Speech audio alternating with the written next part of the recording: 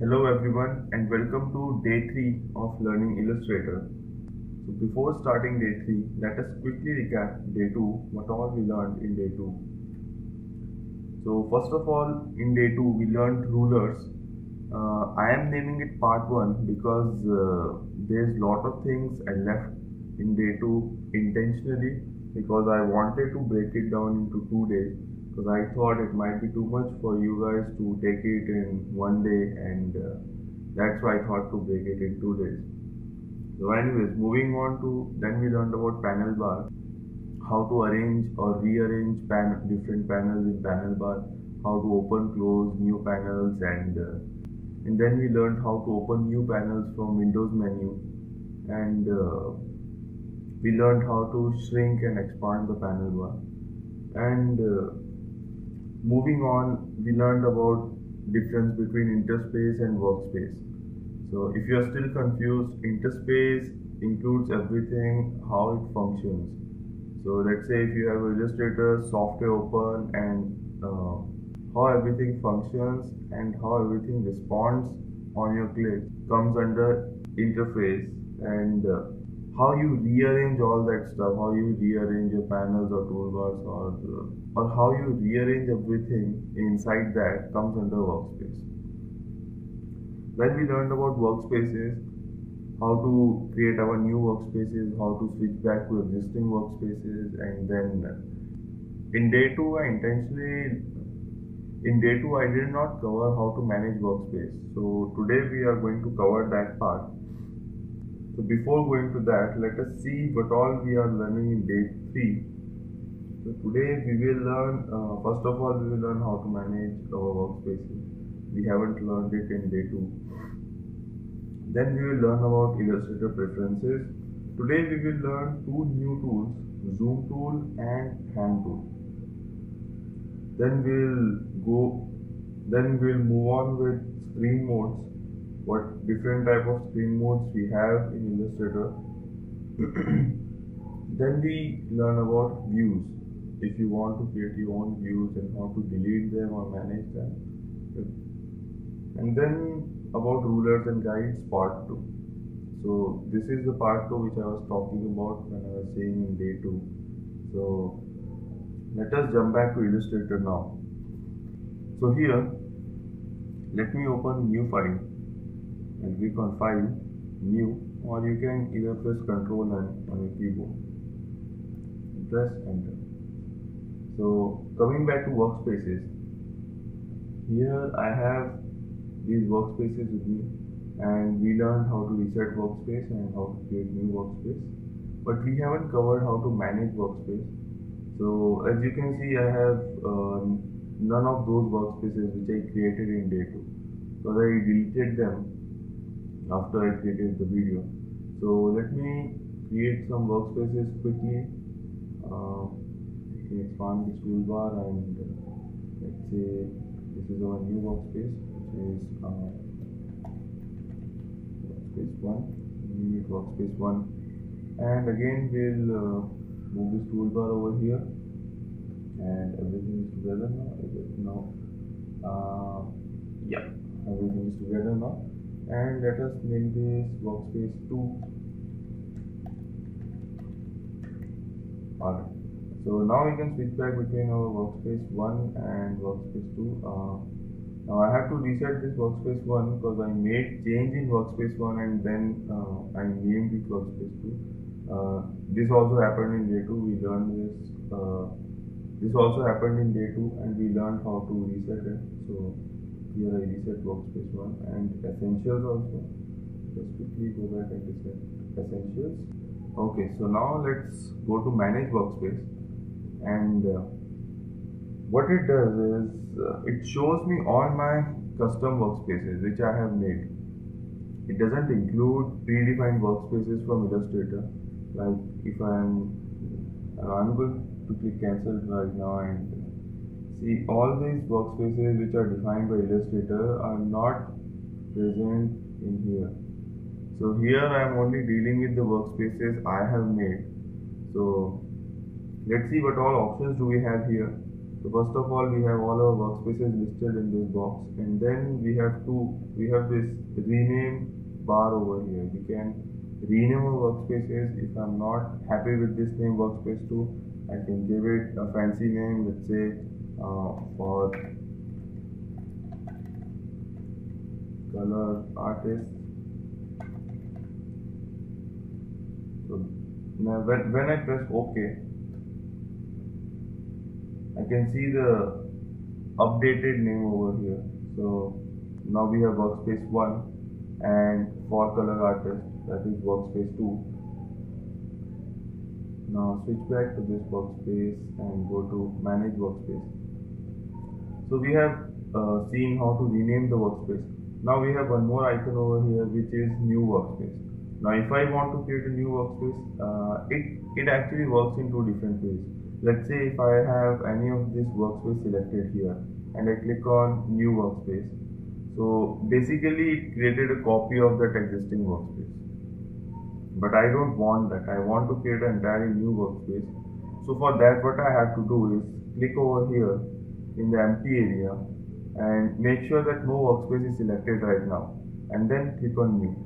So what I get here is untitled workspace 1. This is a new workspace, it's not a copy of any other workspace. So we can again rename it. We can say it demo workspace or something. Yeah, demo workspace makes sense. And OK. So there we go. We have our 3 workspaces listed here. Now, if I want to delete some workspace, then it's as simple as that. We will use our third button over here. Just click on any workspace or select any of the or select any of these workspace and click on delete. So it will delete that workspace for you. Now, if you note that for color artist is my current workspace. Now if I am deleting this workspace, it shows me, do you really want to delete currently active workspace for color artist? So this is my active workspace. So yeah, I am sure I want to delete it. So I clicked on yes. And again demo workspace, that is just delete it and press OK. So here I don't have any of these workspaces listed anymore. But if you notice that Illustrator automatically switch back to essential workspace. So this is, you can say, a kind of default workspace Illustrator have. So if you lose all your workspaces, it will automatically switch back to essentials. Alright, so after that we can move on to preferences. Let us see preferences for the Illustrator. Now every software has this functionality, or you can say every software has preferences, their own preferences, but it depends from software to software what all preferences they support. So for Illustrator we are going to look now. So there are 3 ways to open preferences. One is shortcut key on keyboard, which is Ctrl K. So you can press Ctrl K on keyboard and you get your preference window. Or there is a button over here. So you can either click over here and it will open the preference window. And if you want to open it from menu bar, you can go to edit, preferences and click on general or any of them. It will open the same window. The only difference is from here you get this preference selected already, otherwise you directly jump to general. So let us start from the first preference only. Now general preference, we are not going to cover it right now because things will make much more sense when we learn selection tool and we learn how to move things around in Illustrator. Then it will make much more sense to learn all this keyboard increment and corner radius things and scale, stroke and effects. So we will skip it for now, but we will come back to this again. Coming back to sync settings.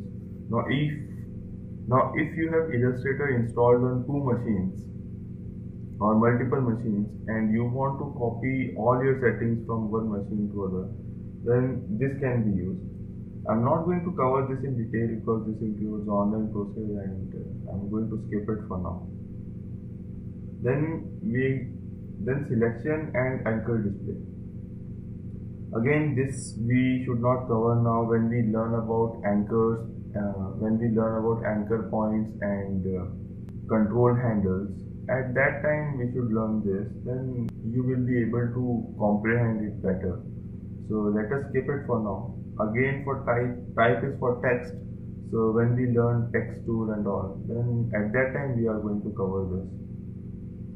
Now you might be thinking, what should we cover in this and what are we going to cover? So this is the thing which we are covering, and there will be furthermore, don't worry. So the units now. So units define the type of units your document is supporting or it is dealing in.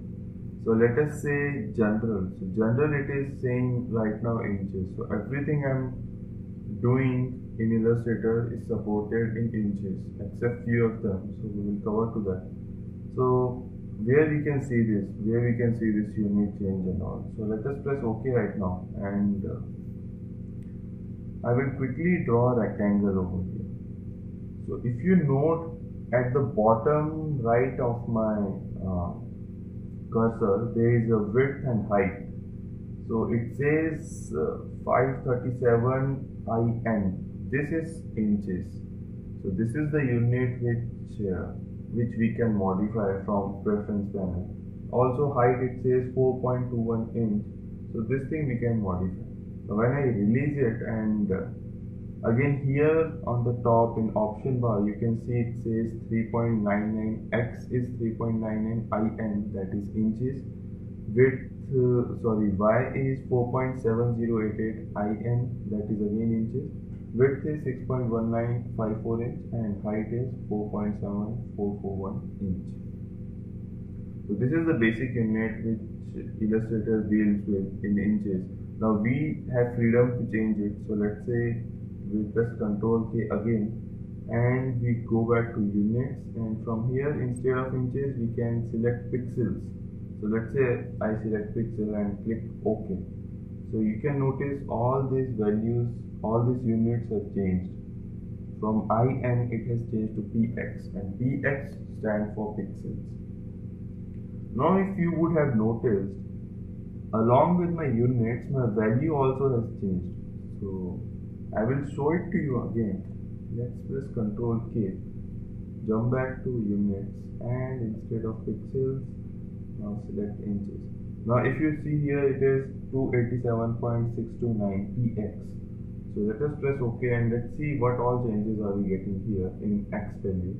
So press OK and see my unit has changed to IN, but my value also has changed to 3.9949. So it is a good thing that Illustrator is already taking care of the values conversion. Otherwise, you have to do it manually by yourself, and it would be a lot of pain to change every single value in Illustrator. So Illustrator automatically changes the values according to you. So you don't have to bother about that while changing it from preference panel. Alright, so let's come to second thing, which is stroke. Now stroke is something which is called outline, or now stroke is something which is called outlines. So like if you have a rectangle or a circle, then there will be outline. So let's say if I have a rectangle over here. So there are two parts. One is inside this, which is called fill, and second is outside, which is called stroke or outline. So right now the default unit is points. So let us say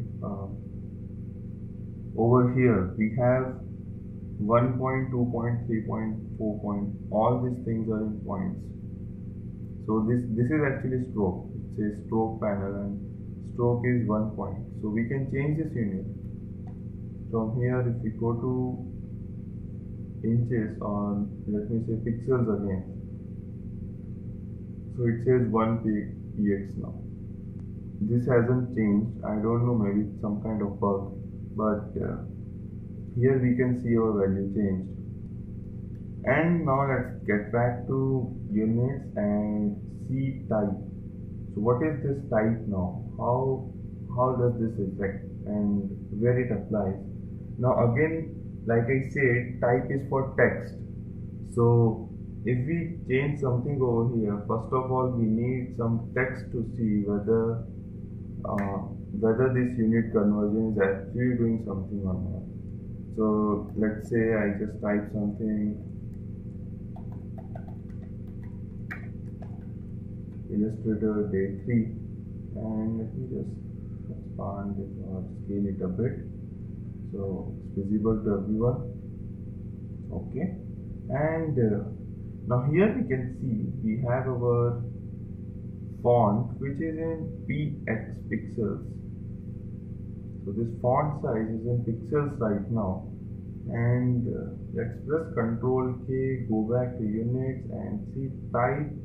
The unit for type is pixels. So we can change from here to millimeter, inches, point, or whichever is comfortable to you. Let us say we switch back to inches and press OK. So again my value has changed to 1.151 and my unit has changed from pixels to inches. And all this now comes back in inches. It's only with the stroke which doesn't reflected values over here when we change the unit from pixels. When we change the unit to pixels, I think it's some kind of bug, but anyways we'll move on to that. But anyways, let's get back to type. So here we have our values and units change. Alright, so now go back to unit, and we are not going to cover this identify object name or XML ID. That's too much of technical stuff. I'm skipping it. Now next, guides and grids. Now before learning that, we should know what is grid. So let us quickly see what is grid. So I'll just press OK, or just go back here and reset all these things. Reset this to points and press OK. So let us see what is grid first, and then we will go back to its preferences. Okay, so to bring on the grid, the shortcut key is Control and double quotes. So this will bring on the grid. Now you can see, now it is very obvious what grid does. It gives you grid on the document, so you can align everything according to your grid. Or you can have a margin around your document, or if you want to align few things, then it is very helpful. The grid is very helpful in that case. So the shortcut key again to showing on or off the grid is Control and double quotes. So this is like a toggle switch. So when you press it once, it will show the grid, and when you press it again, and then grid disappears. Or you can go to view from menu bar, you can go to view and hide grid. That says the shortcut key is Control plus double quotes, so it's the same thing. So either we can switch it on or off from here, or we can use keyboard shortcuts. So I'm more comfortable with keyboard shortcuts. It depends from person to person. You might have your different opinion, so that's perfectly fine. So let's say we turn on grid right now. We have other settings also, like snap to grid and snap to point. What are these? We will come to that. But right now we'll just see what is grid and how to switch it on and off. Now let's jump back to preference panel and switch to guides and grid. Now we have our guide selected. Now what we have is we can recolor our guides, and we can redefine the style. We can redefine their style. So first of all, let's go back to guides first, and then we'll come back to grid. So to hide the grid, the shortcut key is Control and double quotes. So, and let's bring some rulers. Control R to bring up the ruler, and we will create some guides over here. So just click and drag on ruler, and it will create some guides for you. There we go. We have few guides over the screen now. So let's see what all options do we have for this. So like we can see here, we have a color for these guides, and right now it's cyan, so it's all it's the same color in the background. So we can change this color to anything else. Either you can click over here and select some predefined colors, or if you want to be more specific, then you can click over here, this color box, and it will open a color window, and you can go in more detailed color form, let's say something like this, which is not present in preset directory. So yeah, once I change the color, I can press OK, and this will change the color. Now I haven't selected any different color than that, so let me say I select red now. So this is how it changes my guides. So next, if I am to change the style, let's say I don't like these sharp lines and it's interfering too much with my design. So let's change this to dots. So from lines, I have changed this to dots and press OK. So what we have now is we have like dotted lines. Let me zoom in so we can see it clearly. So all I have now is this dotted lines over here. I no more have those straight lines, and again it depends from person to person what type of guides do you prefer. I prefer lines more than dots actually. It's just a personal choice, nothing more, no technical reason for this. So we can switch back to cyan, the default color, and press OK. Now let us clear all these guides. So view and go to guides and clear guides. Now we will come back to all these options in today's video itself. In the last part we will cover all these guides and grids, so don't worry about that. Now let's show grid over here. Press Ctrl double quote and press Ctrl K to jump back to preference panel and switch to guides and grids. Now we will see what all options do we have for the grid. So first of all, the color is green. So again, I can change this color to anything else. Let's say for this one I choose yellow and press OK. So I have my yellow color reflected over here. Now it is not very much visible on the artboard. So I might want to get some color which is visible clearly, because otherwise I will be struggling too much to see guide itself. So let's say it's light gray. So this is the default color Illustrator has, and it makes sense. Now again we have option of lines and dots over here. So we will cover to this in a while. First of all, we will see grid line, FV and subdivisions. So grid line, it says grid line every 1 inch. That means for right now just turn subdivision to 0 or 1. The default is 1 minimum value. So here you can see actual grid which I have. It says grid line in every 1 inch. So this is actually 1 inch, 0, 1, 2, 3, 4. So we have a grid line at every 1 inch. Now further on we can change this value.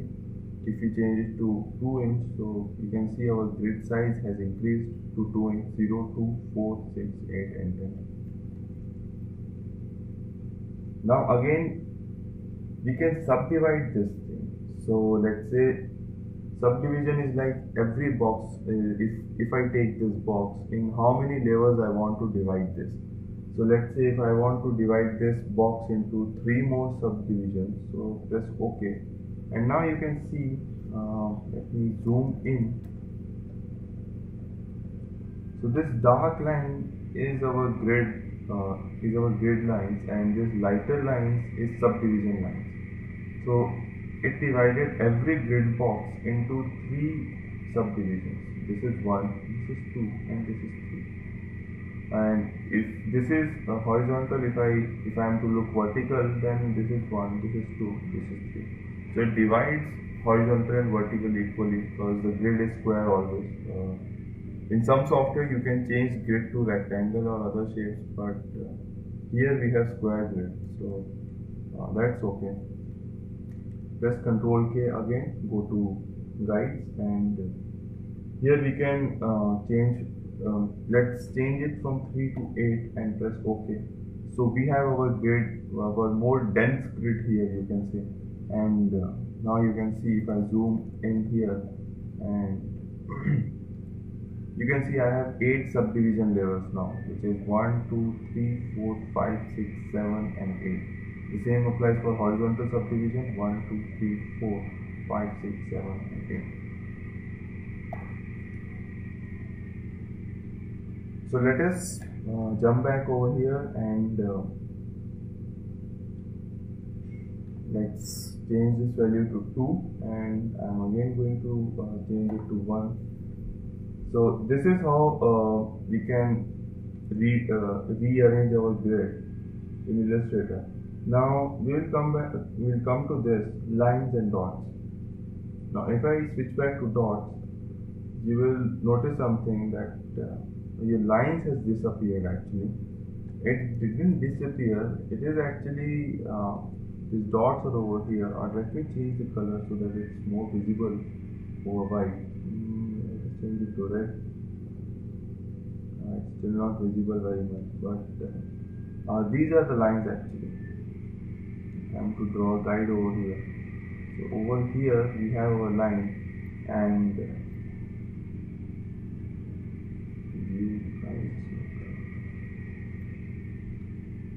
what it does is it creates a point at every intersection. So it would be better if I draw it for you.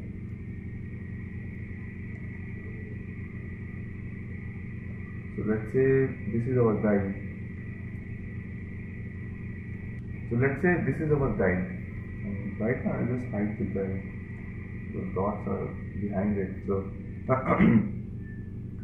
now we'll divide it in subdivision levels also. So first of all, make a line over here in the center, and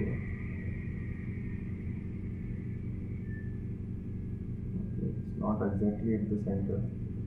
So we should change the color for this one to red.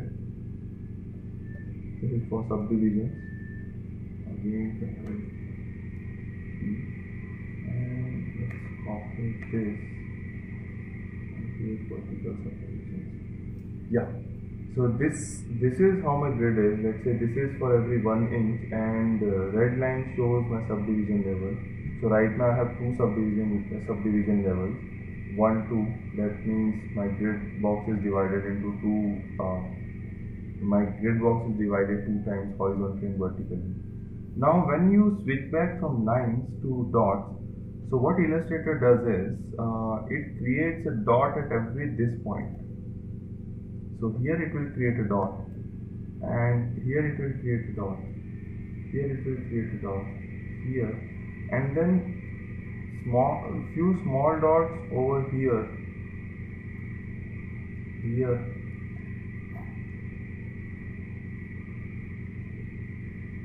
here, and here. There will be no dot in the center. So when you switch back from line to dots in in grid, then you might find it difficult to actually see what is actually going on. So if I move all these things, or if I delete all this stuff, then this is how your guide will look actually. This is how your grid will actually look. So let us switch back to our grid, and this is what has happened over here. So this is actually very hard to see. That's why I drew this example, that this is how the grid works, and it will be more visible when we increase number of subdivisions, because this will increase the small dots. So let us say instead of 2 we increase number of subdivisions to 10 and press OK. So now you can see all these so many small dots over here, and then there is one little bit of darker dot, and then again lighter dots, and again darker dot, and again lighter dot. So this is how our grid works. So Again, go back to grid and guides and switch back to lines. For grids, for grid, definitely I prefer lines over dots because dots just doesn't make any sense over here. And change this color to gray so it is more visible and it is better looking also. Alright, so press Ctrl 0 to switch back to switch to full screen mode. Press Ctrl 0 for fit to window and press Ctrl double quotes to hide our grid. Okay, so enough with guides and grids. Now let's go to next preference, which is smart guides. Now smart guides again we will cover when we actually learn how to transform things. At that time we will cover smart guides. So now slices, you actually create slices when you create some web designs or when you create some web layout. So there you divide your web layout into slices. So it's just saying the color for the slices should be red and so show slice number. So these are the only two settings we have. Right now we don't have any web layout with us, and it will make much more sense when we cover something in web and then talk about slices rather than just talking right now. So let us switch to plugin and scratch disk. Now it says scratch disk startup CDE. So you can select your scratch disk, which is the backup disk actually from where you want to keep your backup. So it says startup. So startup is in which drive your Illustrator is stored, that is being considered as a startup. And then you have secondary selected none. So it's okay right now. And now this is important, which is user interface, because this has actually some visible settings and you might want to tweak it around for your personal preferences or personal choices. So user interface, let's go. So here we have brightness and it says medium dark. So I can change this color. Let's say I want to change it to dark. So you can immediately see the result. You don't have to press OK or anything. So if you are a old school user of Illustrator and you are running Illustrator from CS or CS2 or CS3 version, you might want to use light settings because that time Illustrator had this kind of look. But right now they switched to this medium dark. For me, medium dark is just fine. Even darker is fine. It doesn't make any difference. But it depends on you. So we have 4 options over here, 4 color schemes over here. And if you want to go into more precision level, then you have slider over here. So you can switch your color or you can switch your grayscale level from here, or even lighter and lighter. And yeah. So let us switch back to medium dark or medium light also. But anyways, I switch back to medium dark, and there. We have a canvas color now, match user interface brightness or white. So match user interface brightness means this one. So if I go back to light, so this canvas color has changed to a light gray. Here it has changed to a dark gray, and here again you can see the change in color for the canvas. Now when I click white, it completely turns into a white color.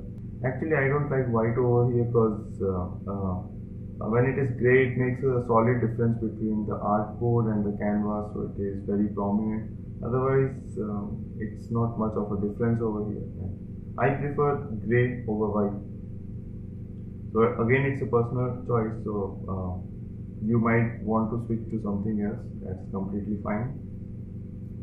Now we have this option, auto collapse iconic panels. So what is this? Let's see. So for that we need to open some panel over here, and we already have this color panel open. So right now what happens, how it behaves actually, when we click on panel, so it opens the panel and we do all our stuff over here. We draw some lines and circles and we paint something, and when our work is done, we again click back to this icon and again it closes. So let's go back here to user interface and let's check auto collapse iconic panel and press OK. So this time what will happen is, if I click on color, or it opened and I selected any particular color from here, and when I draw something, it automatically disappears.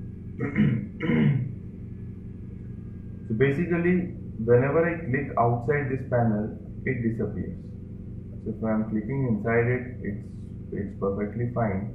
But whenever I click either on the top or outside this panel bar, outside this panel, so it disappears automatically. So this is the change it brings when I check it on. So let's uncheck it and open document as tabs. Now what is this? So let's say we go back to this document. Now this is tab actually, we have covered it in first day. So this is tab. So whenever I create any new document, let's say I created a new document and it opened as a new tab here. Now let's go back to setting. It says open document as tab. So we uncheck it right now and press OK. Nothing has happened, but when I create a new file now, so it opened as a separate window instead of a tab. Now we actually can drag these tabs and we can create window out of it. Now no, and let me close all these files and here also close this file and create a new file. So every time I create a new file, it opens as a new window instead of a new tab. Now if I want to create tab out of this, it's very simple. You just have to drag it on the top and it shows a blue rectangle, blue border kind of thing, which is for docking, and when you release it, it docks. Just like our toolbar and panel bar. The same way this window also behaves, the same exact way. And I can keep docking all these windows. And here I have my tabs.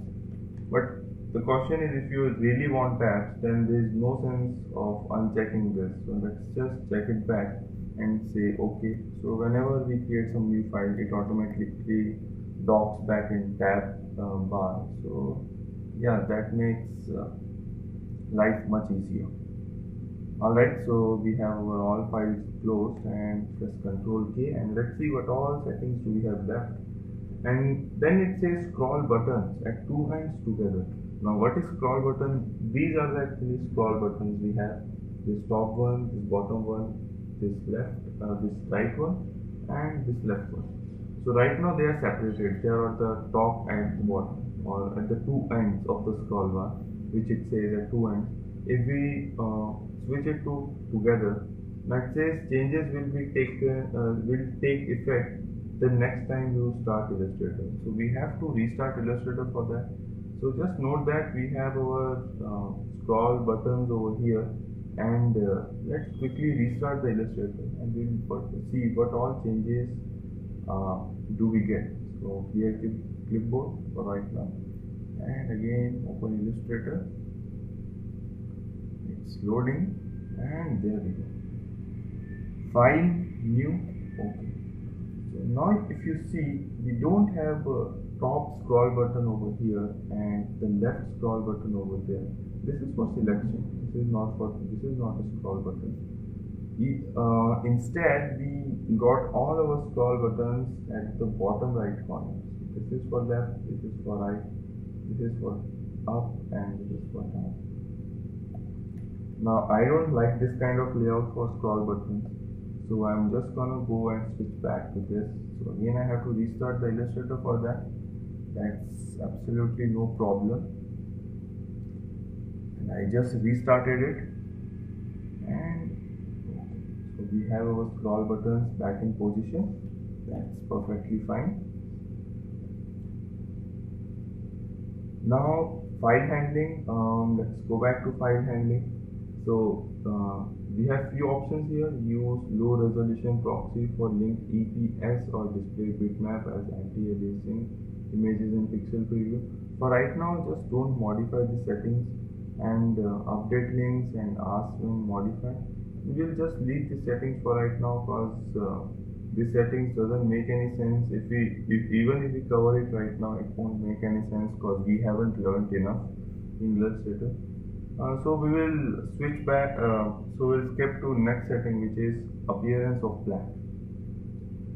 Now we have two kinds of black here. This is 100K black and this is rich black. So right now it says on screen display all black as rich black, that means this one, and output or printing, when we are printing or exporting as images or something, it says output all black as rich black. So again we have this black selected by default everywhere. So let us press OK right now and we will see what do they mean by rich black and how can we see it on the artboard. So let me draw a rectangle really quick. So we have our black over here. Now you can see this. Let me zoom in. So we have a clear visual to this. And I have two rectangles over here. And this is actually rich black right now. But we won't notice a difference unless we have our both rectangles or this kind of two colors at the same place. So now let's switch to or display all blacks accurately. So this is 100K black and press OK. So immediately you would have noticed that our color changed, and if you don't, then we'll change color for this one. Now open the color palette and here we have this black selected instead, whereas it should go to this place at the bottom left, and when I press OK, so you can see this color is much more darker compared to 100K black. So right now our display mode is set to 100K and we changed color, and still we can change the color. I mean it doesn't stop us from changing the color to 100K. It doesn't stop us changing black color to rich black. We can still change the color, but by default whenever we select a black, or by default whenever we draw something in black, it's going to be 100K black, and later on you can change the settings, so you can change the color. So let us go back and again switch back to display all black as rich black and press OK. So it again switched back, and now you can see there's slight difference over here. This is actually lighter color than this. So you can go and change it over here. So every time I change the setting of black, it automatically adjusts some value over here. So this is what I have to make sure that don't do this in between the document, or when you have your file in between. Don't change that setting at that time. Either do it in the beginning when you are just about to create your document, or you haven't started anything on your artboard, or when you have finished. If you change it in between, it might change some colors and everything, and you might have to recolor everything again. So just a piece of advice, nothing else. So there we have covered all our preferences, and next we are going to see hand tool. To select hand tool, we have to click over here. We have to select it from toolbar. There is a shortcut key for this also, which is H. So either I can press H on my keyboard to select the hand tool, or I can click on this icon, this hand icon. This also selects the hand tool. Now when I select the hand tool, let me switch back to selection, and when I press H, it changes my cursor to a hand. So the same thing happens when I press spacebar. If I press selection again, and let's say I press spacebar, then again it changes to hand. This time I have to hold my spacebar and then I can move around. But when I am using the hand tool, I do not need to press spacebar. I can just drag and I can navigate around my canvas. So this is the advantage of this tool over spacebar, that you don't have to keep pressing spacebar when you move. You can just keep your hand relaxed and select hand tool, and you can move around. Just use left mouse click and drag, so you can navigate around your canvas. So this is another way of navigating. Like I was saying on the first day, in this software you will find many ways to do a single thing. So this includes one more way of navigating. Now we will see what all ways do we have for navigation and zooming by the end of the video, or by the end of these two tools itself. And this is with the hand tool. So now let's see the zoom tool. So below hand tool we have zoom tool. So we also have a shortcut key for this. Either I can click on zoom tool icon, or I can press Z on my keyboard. So both selects the zoom tool. Now I have this plus icon in the middle of a magnifying glass. So when I click, I zoom in. Now you won't be able to see much difference because I haven't made anything. So let me just turn on the grid so it will be visible here. So press Z to select the zoom tool and click to zoom in the document. Now what if I want to zoom out? Because every time I click, it zooms in. So to zoom out, you have to press Alt, and notice my sign has changed from plus to minus in the magnifying glass. When I release Alt, it again switches back to plus. So keep pressing Alt and left click to zoom out. And there I have my zoomed out document. I can press Ctrl 0 to fit to screen. Now the advantage of the zoom tool, you might ask that the same thing I am doing with keyboard, so why do we have a entirely different tool for it? So this has a certain advantage over keyboard. This tool has certain advantage over keyboard.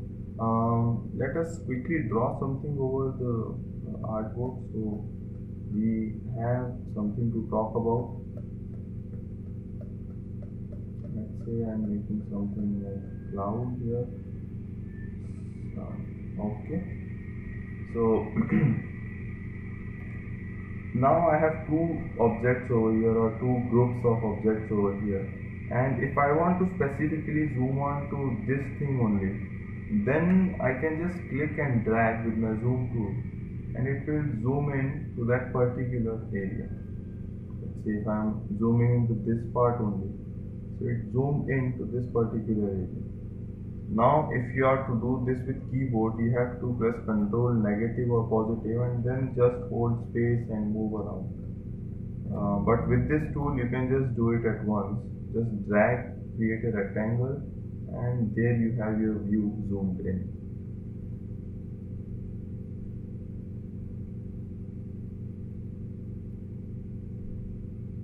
So let's press Ctrl 0 and switch to fit to screen. Now this adds another way of zooming in and out the document. So let us see what all ways we have to navigate the document first. So first of all we have spacebar. We can press spacebar and click and drag to navigate around. Then we have our scroll bars, horizontal and vertical scroll bars. The limitation with this is we can only navigate on a single axis at a time. Either we can navigate horizontally or we can navigate vertically. Then we have this navigator window and navigator. So we can click and drag over here, and this is another way of navigating our document. And then we learned about hand tool. So we can press H and we can drag on the document itself or on the artboard or canvas to drag around or to navigate. So we learned 4 ways just to navigate a document. Now let's see how many ways we have to zoom in and zoom out. So first of all we learned to zoom in from here, which is right now it is 93%. So we can switch back to any zoom level from here. Let's say 50% or 100%. So this is one way of zooming in, zooming out. Another way we learned is control negative on the keyboard and control positive on the keyboard. So you have to keep pressing control all the time and either press control negative key or positive key on your keyboard and control 0 for fit to screen. So this was the second way. The third way was from here, from the navigator.